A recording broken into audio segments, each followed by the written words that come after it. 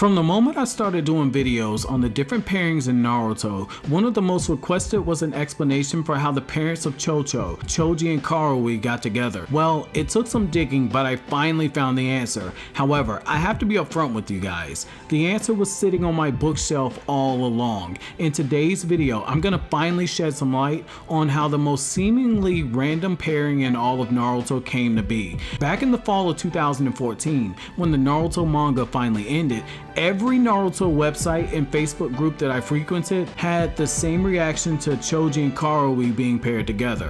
When the fuck did this happen, and how the fuck did it happen, was the question that a lot of people asked. Some people even stated that this was proof Kishimoto ran out of fucks to give when the Naruto manga ended. After all, there was no interaction between these two. It was the hugest definition of trolling. Well, by accident, I found the answer to how they fell in love with each other on my second reading of the Naruto epilogue novel, Sakura's Story, Love Riding the Spring Breeze. There's a small passage devoted to Choji falling for Karui. The dialogue given for this topic is sandwiched between the revelation that Shikamaru is dating Temari and the revelation that Ino is declaring her love for Sai to Sakura. So, as you all can see, you can see how I missed this bit of information on my first reading of the novel. After all, there are far more interesting things in this novel, like the Anbu working to undermine Kakashi, Sasuke being framed as a terrorist,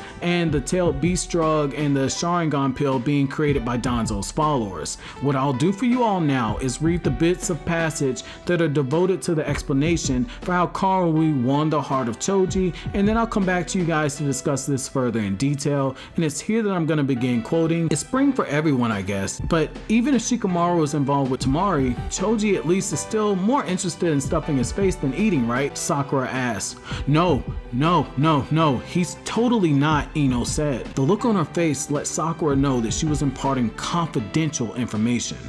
Who is it? Sakura asked. Karui from the Hidden Cloud Village. No way, Sakura said. This was unexpected. How can I put this? He's with that fierce girl? Lately, Choji has been making all kinds of excuses to go to the Hidden Cloud Village, which I thought was pretty curious, so I grilled him about it. And he was mumbling and stammering all this stuff about how he had dinner plans with Karui.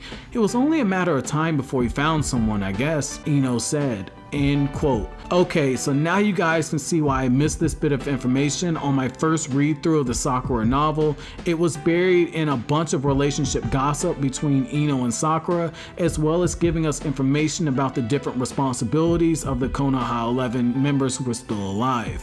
What I found interesting about this is that Choji began dating Karui shortly after Shikamaru got serious for Temari, and I think that this is pretty interesting because I don't think it's a coincidence. Shikamaru is Choji's best friend.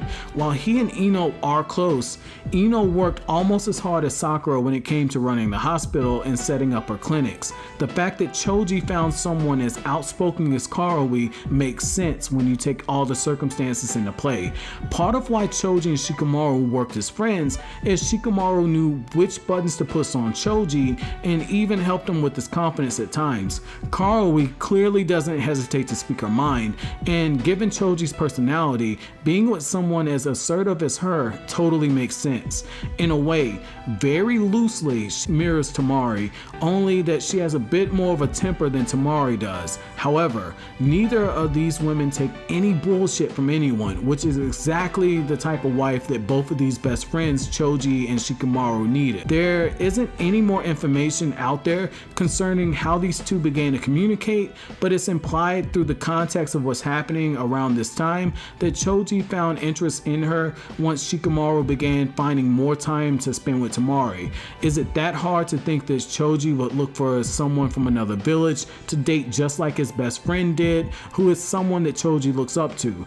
After all, when you think about Choji's character, he does follow Shikamaru's lead a lot. So what do you guys think about this? Does this help you better accept the pairing that gave birth to the wonderfully magnificent potato chip eating Chocho? Let me know down in the comment section below. Thank you so much for watching to the end. Have an awesome day, guys.